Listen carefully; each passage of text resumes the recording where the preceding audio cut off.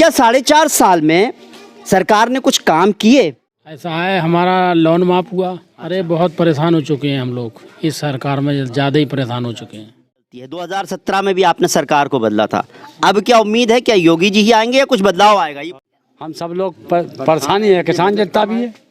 अरे साहब तो यहाँ से दूर का मामला है, मजदूर आदमी तो आंदोलन में तो शरीक होंगे, बच्चे क्या खाएंगे। जो बदलाव जब पब्लिक करेगी, सरकार को अच्छा चुनेगी, जो सरकार काम करेगी उसकी सरकार उसे चुनेगी। बीजेपी के राज में कुछ नहीं हुआ है, हाँ बस गुंडागर्दी कम हुई है, सिवा हिंदू मुसलमान लड़वाने के अलावा कोई चारा नहीं है। जहाँ देखो हिंदू मुसलमान भाई लोग आपस में साथ में रह रहे हैं मिलके हर जगह, मगर ऐसी बातें कर रखी है कि आपस में लड़वा रहे हैं, जहर बो दिया है।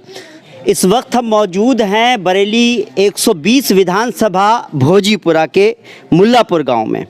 हम जिस भी गांव में जाते हैं इसी तरह से लोग बैठे होते हैं और हर मज़हब के लोग नज़र आते हैं। पहले मैं ये तस्वीर दिखाना चाहूँगा, यहाँ पर वैक्सीनेशन हो रहा है। हालांकि आज मैं वैक्सीनेशन पर बात थोड़ी बहुत ज़रूर करूँगा लोगों से, लेकिन 2022 में चुनाव होने वाला है, चुनावी मुद्दे ज़ोर शोर से चल रहे हैं। और जहाँ तक अगर उत्तर प्रदेश सरकार की बात की जाए तो उत्तर प्रदेश में जो है कैबिनेट का विस्तार हुआ, मैं 3 महीने के लिए विस्तार किया गया, कुछ जिम्मेदारियाँ दी गई हैं। क्या 4.5 साल में सरकार ने कुछ काम किए? यहाँ बहुत सारे हर मज़हब के लोग बैठे हैं, हम लगातार जा रहे हैं, लोगों से मिल रहे हैं, जानने की कोशिश कर रहे हैं। फिर वही सवाल है हमारे कि क्या सरकार ने 4.5 साल में कोई काम किए हैं? पिछली सरकार ने किस तरह के काम किए थे, इस सरकार ने किस तरह के काम किए, लोगों की शिकायतें क्या हैं, लोग किस तरह से संतुष्ट हैं, वो सब कुछ जानकारी हम लेने की कोशिश करेंगे। बहुत सारे लोग हैं इस गाँव के हमारे यहाँ। बहुत बहुत स्वागत है आपका। क्या नाम है आपका भाई? जावेर। अच्छा जावेर भाई, ये बताइए क्या माहौल है, 2022 में चुनाव होना है, क्या सरकार ने कुछ काम किए हैं, नहीं किए, क्या कहेंगे आप? काम किए हैं जी, सरकार में काम हुए हैं लोगों के। कैसे काम हुए बताइए, ज़रा थोड़ा तफसील से बताइए। ऐसा है, हमारा लोन माफ हुआ। अच्छा एक फेरे जी, हाँ। और ये महंगाई हुई बढ़ी है, जैसे पेट्रोल है, डीजल है, और खाना तेल है, दाल है, चीनी है जी, ये सब चीज़ें बहुत ज़्यादा बढ़ गई हैं। परेशान हैं हम लोग इस चीज़ से।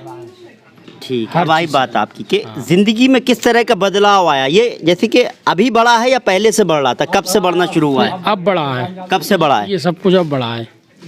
इसके बढ़ने से आपकी ज़िंदगी किस तरह से बदली है, इतना बता दीजिए आप। अरे बहुत परेशान हो चुके हैं हम लोग, इस सरकार में ज़्यादा ही परेशान हो चुके हैं। भैया आप बताइए, आपको क्या लगता है किस तरह का काम हुआ है, सरकार ने किस तरह का काम किया? अगले कुछ ही महीने बचे हैं चुनाव के। यही है, महंगाई सहंगाई ज़्यादा है, खाद है, डीजल है, पेट्रोल है, दालें हैं, खाना तेल है, ये थोड़ी महंगाई ज़्यादा है, तो इसमें लोगों को परेशानी है। तो अच्छा, महंगाई बढ़ी है तो क्या कुछ बदलाव आएगा, क्या लगता है? बदलाव तो आना चाहिए वैसे तो।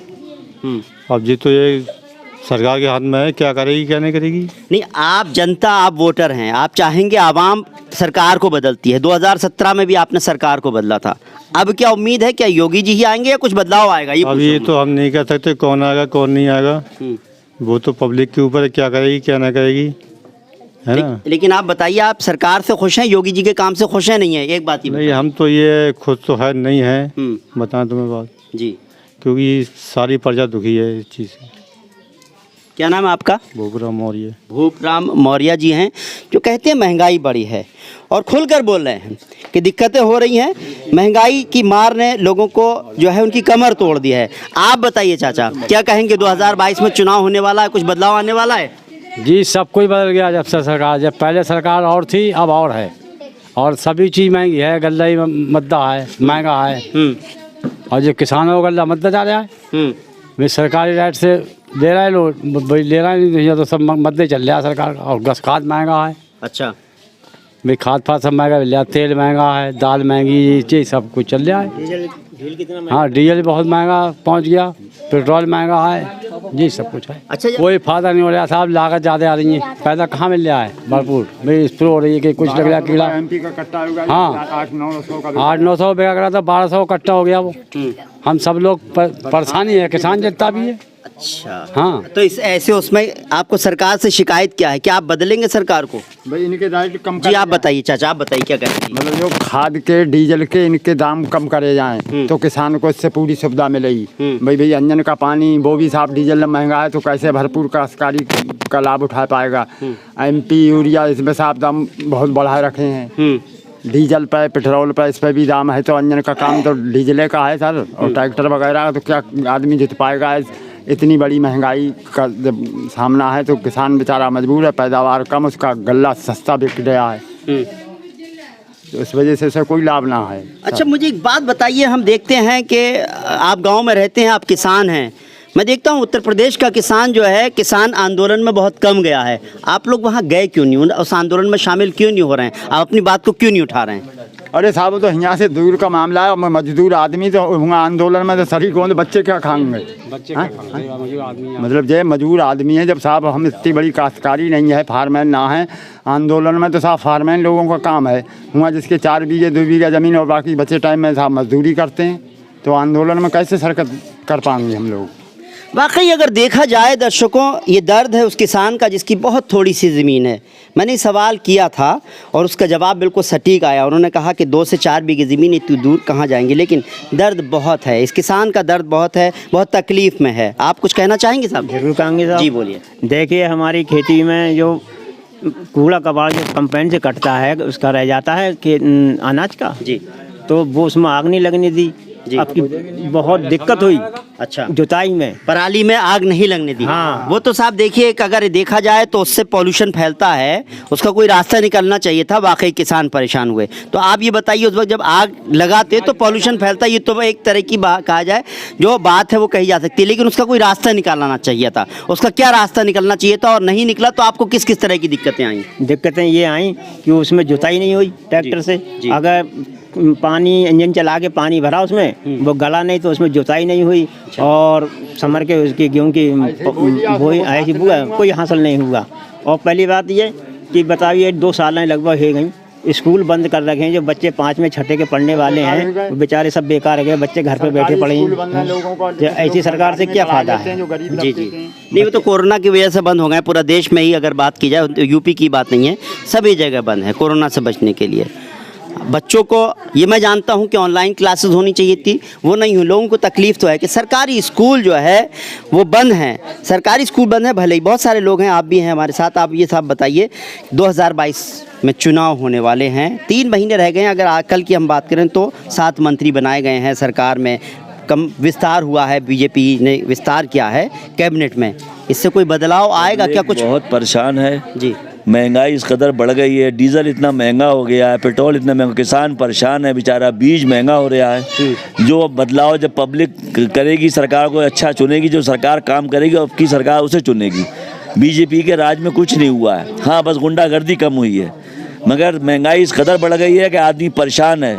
अपना कपड़ा पहने, कहाँ से खाएगा, कहाँ से पिएगा, कैसे किसानी करेगा, कि फसल में कुछ हो नहीं रही है, आदमी की बीज कहाँ से लाएगा, खाद इतनी महंगी हो गई है। हर गांव में हर आदमी परेशान है, सिवा हिंदू मुसलमान लड़वाने के अलावा कोई चारा नहीं है। जहाँ देखो हिंदू मुसलमान भाई लोग आपस में साथ में रह रहे हैं मिलके हर जगह, मगर ऐसी बातें कर रखी है कि आपस में लड़वा रहे हैं, जहर बो दिया है, बच्चों को ऐसा भड़का रहे हैं, गलत बातें कर रहे हैं। इससे महंगाई सरकार कुछ देखी नहीं, सिवा हिंदू मुसलमान करने के अलावा मंदिर बनवा दिया, ये करवा देंगे वो करवा देंगे। अच्छा आप गांव में रहते हैं, आप लोग भी, आप भी आइए, गांव में रहते हैं। गांव में हिंदू मुसलमान जैसा किस तरह का माहौल होता है, कैसे रहते हैं आप गांव में? हम लोग, हमारे यहाँ पर जैसे एक घर है हरिजनों का जी, तो हम वो लोग ऐसे करके रहते हैं जैसे हमने अभी बुलवान भेजा उनके लिए। अच्छा। तो वो तुरंत यहाँ आए जी। हमारा बहुत बढ़िया इखलास रहता है उनसे, उनका कोई काम पड़ता है तो हम तुरंत करते हैं, हमारा मतलब पड़ता है वो करते हैं। बहुत बढ़िया भाईचारा रहता है, ये सगे भाई रहते हो। और जिस तरह से ये बात कहते हैं, चाचा कह रहे थे कि हिंदू मुसलमान के बीच खाई खोदी जा रही है, तो क्या कौन कर रहा है ये?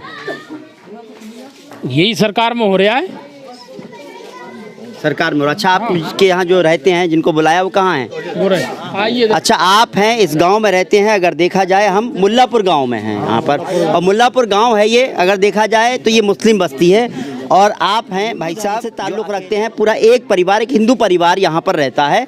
गांव वाले कहते हैं बहुत इखलास से रखते हैं, क्या क्या कहते हैं गांव वाले, कैसे आपको? कोई परेशानी नहीं, क्लास से रहते हैं। अच्छा कैसा गांव का माहौल कैसा रहता है? बहुत बढ़िया माहौल रहता है। अच्छा, अब मुझे ये बताइए कि जो चुनाव आने वाले हैं, सरकार से किस तरह की कोई शिकायत? महंगाई ज़्यादा है, ये तेल फेल पर ही, और ये मतलब दवाइयाँ जो आ रही हैं फसल में लगाने की, हाँ काश्तकार के दवाइयाँ जो आ रही हैं वो भी बहुत महंगी हैं। धान में हर फसल में साफ दवाई का इस्तेमाल हो रहा है, लिहाजा साफ दवाइयों के रेट और जिंक जायमों के जो सरकारी रेट है वो भी कम करे जाएं। जान है। अच्छा, एक बात बताइए, सरकार ने स्कीमें चला रखी हैं, राशन भी आपको फ्री में दिया जा रहा है, आपके अकाउंट में पैसे भी आ रहे ना हैं। जी साहब सुविधा है। हाँ। इस सरकार में साहब राशन जो है वो मोदी की सरकार में साहब राशन फ्री मिल रहा है, जो भी वो दे रहे हैं, और साहब जिन बातों की सुविधा भी है, इन बातों की सुविधा सुविधा है। है, ये तारीफ की बात है सरकार की। लेकिन साहब लोग ये कहते हैं कि ये देकर हमको जो है एक तरह से घर में बैठा दिया है, हम किसी काम करने लायक नहीं रह गए हैं। इस तरह से लोगों की शिकायत है कि थोड़ा सा धान, थोड़ा सा गेहूं या चावल दे रहे हैं और 2000 रुपये दे रहे हैं, उससे ज़्यादा महंगा कर दे रहे हैं चीज़ों को। हाँ, लिहाजा साहब महंगाई की ज़्यादा हर दवाइयों पे, खाद पे, डीजल पे, पेट्रोल पे महंगाई ज़्यादा कर रखी है। लिहाजा इस वजह से अब आप थोड़े से गले में तो जैसा है बच्चे को बहला दिया जी, बस यही है कि बस थोड़ी सी टॉफ़ी दे दी और बच्चों को बहला दिया, चाचा यही कह रहे हैं। यही बस्ती का बिल है, ये बहुत ज़्यादा देहात के लोग हैं, कहाँ से दे बेचारे, जी, खाने को है नहीं, मजदूरी करने जाना है, बिल निपट नहीं रहा साहब, ये खर्चा इधर हो रहा है तो बिल कहाँ से दे दें? अच्छा, कितना बिल आता है महीने का आपका? अबे बिल साहब यहाँ बहुत बड़ा रहा है। कब से आपका बिल बढ़ गया? ये अभी 1 साल हो गया, अब 14,000 को 15,000 ये बता रहे हैं अब तो। अच्छा, पहले कितना बिल आता था इससे पहले? पहले तो थी नहीं बत्ती, अब बिजली जब की से बात आई पे है जरूर थोड़ी सी और भी लोगों से बात करना चाहूँगा। क्या वाकई बिजली की मार आप गांव के लोग भी झेल रहे हैं? कैसे झेल रहे हैं? बिजली के बिल ज़्यादा ही आ रहे हैं। आपका पहले कितना बिल आता था?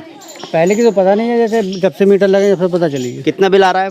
अब तो कम से 4-5 बिल आ गए। कितने हज़ार की बिल आ जाता है कम से महीने? कम महीने पर कम से कम आता होगा 1000 हालात है, गांव के लोग परेशान हैं और परेशान होने की वजह ये भी है कि उनकी खेती जो है वो, क्योंकि गांव, हम कहते हैं पूरा देश में 70% जनता, 75% जनता जो है वो गांव में रहती है। कहते हैं भारत गांव से बनता है। उस गांव का आदमी अगर परेशान है, वो खून के आंसू रो रहा है, वो अपना धान और गेहूं की फसल पैदा करने के लिए महंगा तेल खरीदने के लिए मजबूर है, महंगे पेस्टिसाइड जो होते हैं उन्हें खरीदने के लिए मजबूर है, तो जाहिर सी बात है हमारा अनाज कहाँ से मिलेगा? इस तरह के हालात जब देश के होंगे और हमारे गांव के लोग होंगे वो परेशान होंगे, तो इससे ऐसे में सरकार को सोचने की ज़रूरत है महंगाई पर लगाम कैसे, क्योंकि ये किसान है, अगर ये नाराज़ हो गए, अगर इनके वोट नहीं मिले, क्योंकि सरकार यही लोग बनाते हैं, असलियत बात यही है, तो सरकार बनती भी है और बिगड़ती भी है। अगर इनको नाराज़ कर दिया तो सरकार बिगड़ने में भी वक्त नहीं लगेगा, ऐसा माना जा सकता है। फिलहाल मुझे इजाज़त दीजिए। आपको हमारा प्रोग्राम कैसा लगा कमेंट करें, साथ ही हमारे चैनल को लाइक और सब्सक्राइब करना ना भूलें। नमस्कार, सत श्री अकाल।